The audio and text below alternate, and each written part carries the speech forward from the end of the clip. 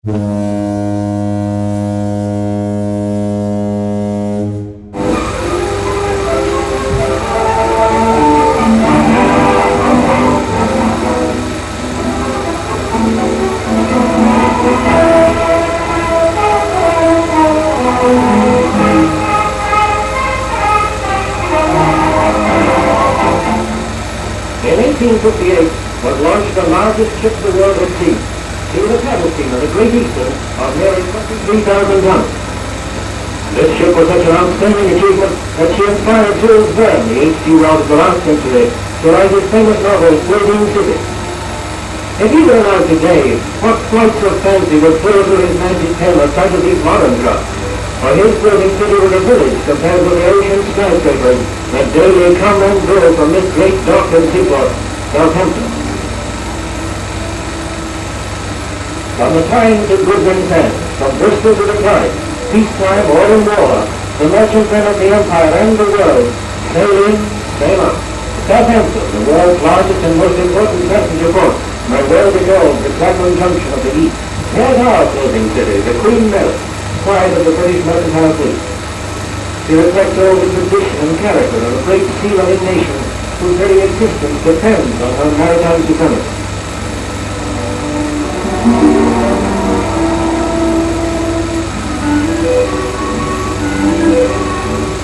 100 years ago, this 700-ton wooden-hulled paddle steamer, the Britannia, left England for New York. She was the first CUNARD steamship to cross the North Atlantic. Her cargo, 1 cow. The little Britannia would go inside the dining room of the Queen Mary, and her passengers in one of the latest CUNARD lifeboats. From the Britannia to the Queen Mary, what a transition, what a story of progress. But our purpose is to show you life aboard a modern liner, not to make it you.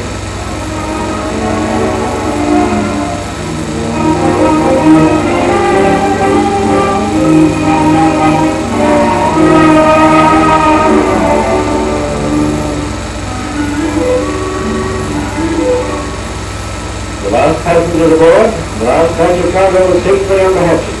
The gangway swung ashore, and the small but powerful tug slowly pulled their gigantic sister towards the open sea.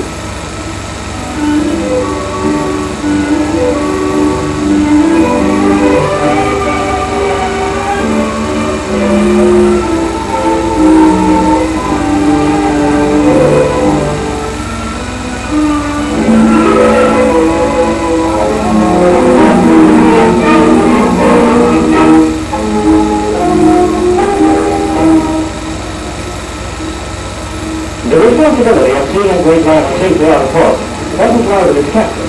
This is the job for an harbor pilot, a man whose whole life has been spent in acquiring an intimate knowledge of ocean conditions. And so we swiftly crossed the English Channel to our first and only port of call, Cherbourg, France's, and for that matter the continent's premier Atlantic seaport. Cherbourg is entirely different to Southampton. It's essentially a harbor and not a dock, thus not possessing the extensive buildings, machinery, and ramifications that accompany the shipyards, dry docks, and other facilities offered by Southampton. Cherbourg, however, is a strongly fortified naval port, and as such has been a target first of all for the bombs of Nazi Germany, and subsequent for the bombers of our Royal Air Force. But no matter how great the material damage to the quays, breakwaters, and equipment, no power on earth can destroy this natural harbor.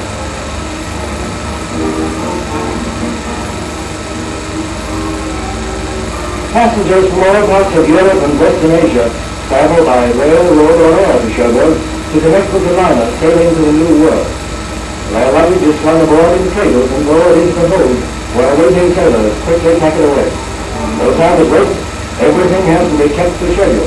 A liner works on a timetable just as precisely the railway does.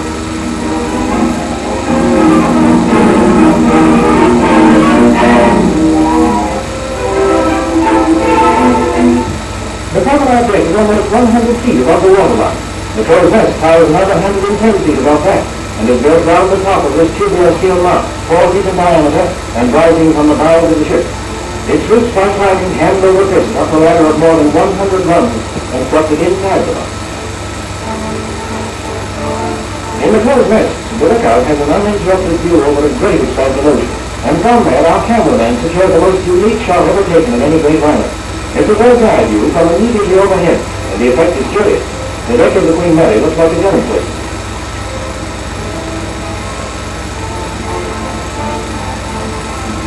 Right beside everything is set for our departure, and soon we're gliding out of port. No pilot beside us on this occasion. From now on, our 81,000-ton floating city, with its 3,200 inhabitants, is in the sole charge of the captain, who on this trip is the commodore of the line. Here he is on the bridge, running the port side projecting wing to see his ship safely out of Sherwood Harbor.